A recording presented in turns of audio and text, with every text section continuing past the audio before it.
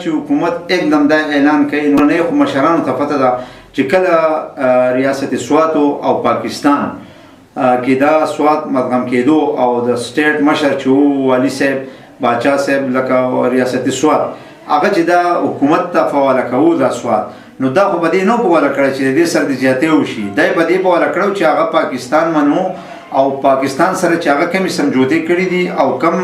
لیکو سره شوی دی نو هغه لیک دي وګوري حکومت پاکستان ځکه چې والي صاحب د خدای د خاور سره وبخي هغه پاکستان منو کاغه پاکستان نه منل دا به هغه سره نه شامل وو چې هغه پاکستان منو نو پاکستان وز دا هغه لیک ول نه مني دا ولې په دې باندې ناپیس کوي کستاسو خیال نو په هر نمونه شي کې ورو ټیکس روان دي نو اوس پکې دونه غټه خبر رااله چې دلته په لکهونه چې په کروڑو غاډي ولاړ دي په بارګینونه ډکتي نو دا خلک غریبانان دي دوی خدای کاروبار دي په سواد باندې زلزلې راغلي دي سیلابونه پی راغلي دي او زلزلې پی راغلي دي د طالبایزیشن پی راغلي دي چې لګوټي امن راشي نوې لشکه پکې راشي کستاسو خیال نو سواد خو په هر لیول تبا شوی دی تقریبا 3.5 سال وروسته تللی دی نو اوس چې کله سواد یو خاص کې مخپخته روان شي پته نه لګي چې د چا نظر به ولګي د بدر نظر په امان شي ځکه چې یو ډشکو ولا ورکوي اوس پکې د کسټم چور د مسله راغلي دا غریبانان خلک د چارې نه کیږي چا ځان یو غاړي اغسته چا دوه اغسته کفرس کا حکومت بیا نه قلاریږي نو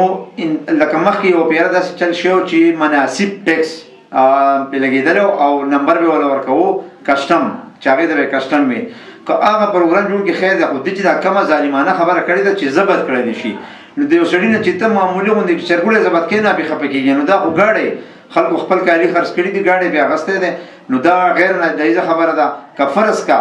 دا خامخا حکومت دا خبره کوي نو د دې نه به حکومت ته ډېر زیات حالات خراب شي او د ملکن ډیویژن خلک چې دی دا به سراپه احتجاج شي نو بیا به حکومت ته مشکلات دي